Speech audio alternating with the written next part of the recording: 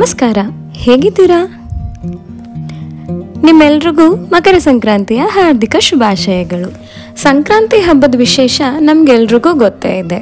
ಮನೆಯಲ್ಲಿ ಹುಗ್ಗಿ ಮಾಡ್ತೀವಿ, ಕಬ್ಬು ಹಣ್ಣು ಜೊತೆ ಮನೆ ಮನೆಗೆ ಹೋಗಿ ಎಳ್ಬೀರು ಬರ್ತೀವಿ.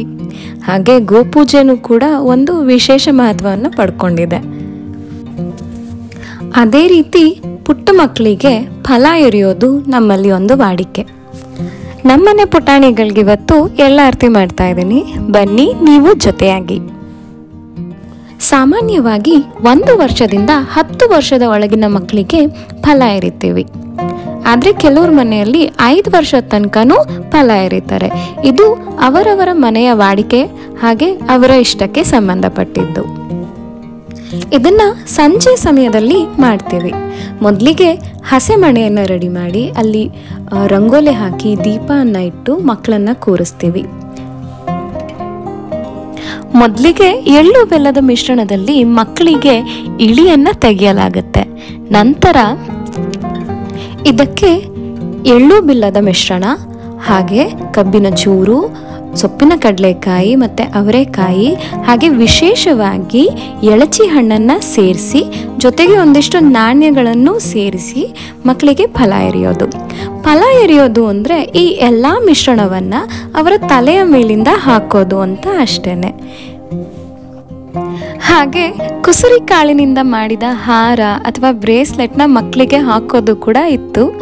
ಈಗಿನ ಹೆಲ್ತ್ ಕಾನ್ಷಿಯಸ್ ಮಾಮೀಸ್ ಅದನ್ನು ಅವಾಯ್ಡ್ ಮಾಡಿಬಿಟ್ಟಿದ್ದಾರೆ. ಬನ್ನಿ ಈಗ ಈ ಎಳ್ಳಾರ್ತಿ ಯಾಕೆ ಮಾಡ್ತಾರೆ ಅಂತ ತಿಳ್ಕೊಳ್ಳೋಣ. ಎಳ್ಳಾರ್ತಿ ಮಾಡೋದ್ರಿಂದ ಮಕ್ಕಳಿಗೆ ಆಗೋ ಬಾಲಪೀಡೆ ಅಂತಾರಲ್ಲ, ಅದು ದೂರ ಆಗುತ್ತೆ ಅಂತ ಹೇಳ್ತಾರೆ. ಮಕ್ಕಳು ನಿದ್ದೆಯಲ್ಲಿ ಕಿಟಾರ್ ಅಂತ ಕಿರಿಚ್ಕೊಂಡು ಬಿಡೋದು, ಅಥವಾ ಇದ್ದಕ್ಕಿದ್ದಾಗೆ ಮಂಕಾಗ್ಬಿಡೋದು, ಅಥವಾ ಆಟಾಡುವಾಗ ಈ 3 ದಾರಿ ಸೇರೋ ಜಾಗದಲ್ಲಿ ಏನಾರ ಬಿದ್ದಿದ್ರೆ, ಕೆಲವೊಮ್ಮೆ ವಿನಾಕಾರಣ ಮಕ್ಕಳು ತುಂಬಾ ಚಂಡಿ ಹಿಡಿತಾರೆ, ಹಠ ಮಾಡ್ತಾರೆ,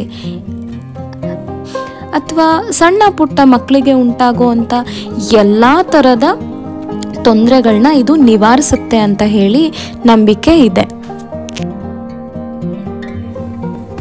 ಒಂದು ವಿಷಯ ಗಮನ ಕೊಡಬೇಕಾಗಿರೋದೇನೆಂದರೆ, ಈ ರೀತಿ ಯಾವುದೇ ಒಂದು ಶುಭ ಕಾರ್ಯದಲ್ಲಿ ಯಾರನ್ನು ಒಂಟಿಯಾಗಿ ಕೂರಿಸ್ಬಾರ್ದು. ಅಂದರೆ ಈಗ ಎಳ್ಳಾರತಿ ಮಾಡ್ತಾ ಇದ್ದೀವಲ್ಲ, ಈ ಸಂದರ್ಭದಲ್ಲಿ ಮನೆಯಲ್ಲಿ ಒಂದೇ ಮಗು ಇದ್ದರೆ ಬರೀ ಮಗುವನ್ನು ಕೂರಿಸ್ಬೇಡಿ. ಅದರ ಜೊತೆಗೆ ದೊಡ್ಡವರಾದರೂ ಪರವಾಗಿಲ್ಲ, ಯಾರನ್ನಾದರೂ ಒಬ್ಬರನ್ನ ಕೂರಿಸಿ. ಅಕ್ಕಪಕ್ಕದ ಮನೆ ಮಕ್ಕಳನ್ನ ಬೇಕಂದ್ರೂ ಕೂರಿಸಬಹುದು. ಯಾರೂ ಇಲ್ಲ ಅಂತ ಹೇಳಿದ್ರೆ ಕಡೆ ಪಕ್ಷ ಆ ಮಗು ಇಟ್ಕೊಳ್ಳೋ ಒಂದು ಗೊಂಬೆಯನ್ನಾದರೂ ಆ ಮಗು ಪಕ್ಕದಲ್ಲಿ ಕೂರಿಸಿ ಎಳ್ಳಾರತಿಯನ್ನು ಮಾಡಿ. ಫಲ ಎರೆದ ನಂತರ ಮಕ್ಕಳಿಗೆ ಅರಿಶಿನ ಮತ್ತು ಸುಣ್ಣನ ಕದರಿ ಮಾಡ್ಕೊಳ್ತೀವಲ್ಲ, ಕೆಂಪಾರತಿ, ಅದನ್ನು ಕೂಡ ಕಡ್ಡಾಯವಾಗಿ ಮಾಡಬೇಕು. ತಿನ್ನೋ ಧಾನ್ಯನ ಕೆಳಗೆಲ್ಲ ಬಿಸಾಡಲಿಕ್ಕೆ ನನಗಿಷ್ಟ ಆಗೋದಿಲ್ಲ. ಅದು ಮನೆಯೆಲ್ಲ ಹರಡ್ಕೊಳ್ಳುತ್ತೆ, ಮತ್ತು ಕಸಬರ್ಕೆಯಲ್ಲಿ ಅದನ್ನು ನಾವು ತೆಗಿಬೇಕಾಗತ್ತೆ. ಪೂಜೆ ಮಾಡಿ ಈ ರೀತಿ ಮಾಡೋದು ನನಗಿಷ್ಟ ಇಲ್ಲ. ಆ ಕಾರಣಕ್ಕೆ ನಾನೊಂದು ತಟ್ಟೆಯನ್ನು ಇಟ್ಕೊಂಡು ಅವರ ತಲೆ ಮೇಲಿಂದ ಬಿದ್ದ ಎಲ್ಲ ಎಳ್ಳು ಬೆಲ್ಲದ ಮಿಶ್ರಣನ ಆ ತಟ್ಟೆಯಲ್ಲಿ ಸಂಗ್ರಹ ಮಾಡ್ಕೊಳ್ತಾ ಇದ್ದೀನಿ.